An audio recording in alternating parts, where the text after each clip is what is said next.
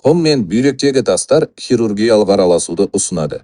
Демек, ең қорқыныштысы, пациенттердің көпшілігі олардың тастарын операциясыз ерітуге болатынын білмейді. Бүгін мен тек тәжірибелі урологтар білетін тастарды ерітуге қатысты үш негізгі мәселені талқылаймын. Осыдан кейін сіз өзіңіздің жағдайыңызды кейбір мамандарға қарағанда жақсырақ түсіне аласыз. Бүгін мен дәл диагноз қоюдан бастап, тастарды қауіпсіз ерітуге дейінгі барлық жолдарды қарастырамын. Ең маңызды және маңызды нюансты тіпті кейбір сарапшылар соңында жіберіп алады. Біз соңына дейін қараймыз. Бұл сіздің уақытыңызды үнемдей алады. Ақша мен жүйке. Стандартты жағдайды қарастырайық. Ультрадыбыстық зерттеуде құм диагнозы қойылды. Науқас профилактикалық жолмен шөптен жасалған дәрілерді, диуретикалық шөптерді ішеді және бір жылдан кейін бүйрек каликімен ауруханаға түседі. Тас қазірдің өзінде 8 мың. Ол несепағарға кептеліп қалған. Осылайша, құм бұл ұсақ тастардан, өсіп келе жатқан ұсақ тастардан басқа ештеңе емес. Және ай сайын қалыпты терапиясыз кейінге қалдырудың мұндай көлемдегі тастың даму қаупінен басқа ештеңесі жоқ.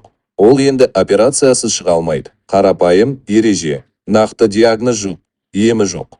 Ультрадыбыстық зерттеуде құм немесе тас диагнозы қойылғаннан кейін келесі қадам бұл күдіктерді растау немесе жоққа шығару болып табылады. Шындығында, ультрадыбыстық зерттеу 5000-ге дейінгі тастарды диагностикалау әдісі ретінде аз ақпарат береді. Сондықтан тастарға күдігі барлық науқастарға компьютерлік томографияны жүргізу ұсынылады. Бұл диагностиканың радиологиялық әдісі деп аталады.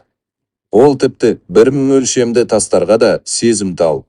Осыдан кейін емдеу жоспары. Мен 15 жылдан астам урологпын. Мен жетекші клиникаларда, соның ішінде Израильдің Хадаса клиникасында және Еуропалық медициналық орталықта жұмыс істедім. Ол тастарды алып тастау үшін 700-ден астам операция жасады. Бүгін мен пациенттерге консервативті әдістермен операциядан аулақ болуға көмектесемін. Егер сізде бүйректе тас бар болса және оны ерітуге болатынын, немесе емдеудің оңтайлы әдісі туралы білгіңіз келсе, кіді нәтижелерін менің поштама жібере аласыз. Мен сіздің жағдайыңызды тегін бағалаймын және өз пікірімді білдіремін. Сонымен, кіді нәтижелері бойынша тастың бірнеше қасиеттері бар.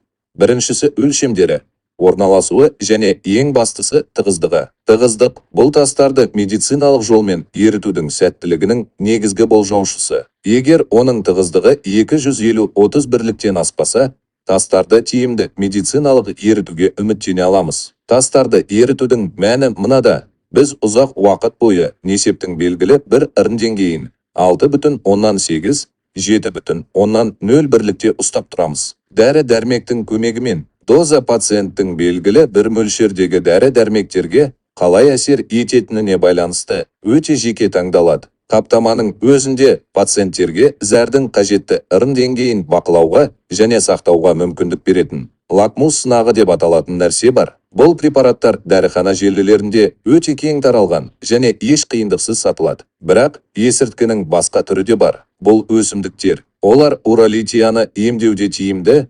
Олар тастардың өздігінен өтуіне ықпал етеді. Еріту үшін емес, ағып кету үшін.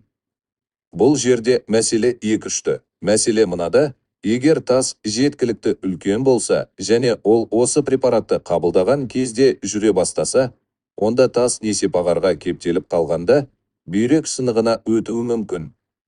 Әдеттегі жағдайды қарастырайық. Науқас бірнеше жыл бойы бүйрегіндегі құмға қарсы шөптен жасалған дәрілерді ішіп келеді. Ақырында КТ сканерлейді. Онда 7 тас бар. Маманмен кеңесіп, тасты медициналық жолмен ерітуді бастайды. 1,5 айдан кейін КТ-да тас жоқ. Егер ол осы сәтті жіберіп алған болса, онда 1 жылдан кейін тас соншалықты үлкен болады. Сондықтан оған операция қажет болады. Басқа сценарий. Бүйрегінде құмы бар, сол науқас 7 тастың фонында шөптен жасалған дәрілерді қабылдауды жалғастыруда. Тас бір сәтте шығып, мөлшерін ескере отырып, несепағарға бүйрек каликасына жедел жәрдем ауруханасына кептеліп қалды. Қарапайым шешім. Бүгін контрастсыз КТ жасаңыз. Онсыз кез келген емдеу лотерея болып табылады. Енді сіз тастарды қалай дұрыс және қауіпсіз еріту керектігін білесіз. Осы бейнені бөлісіңіз. Мүмкін біреу үшін бұл ақпарат ауырсыну мен операциядан аулақ болады. Менің веб-сайтымда уролитияны емдеу туралы қосымша ақпарат бар. Денің сау болсын. Қамқор бол. Жақын арада кездескенше.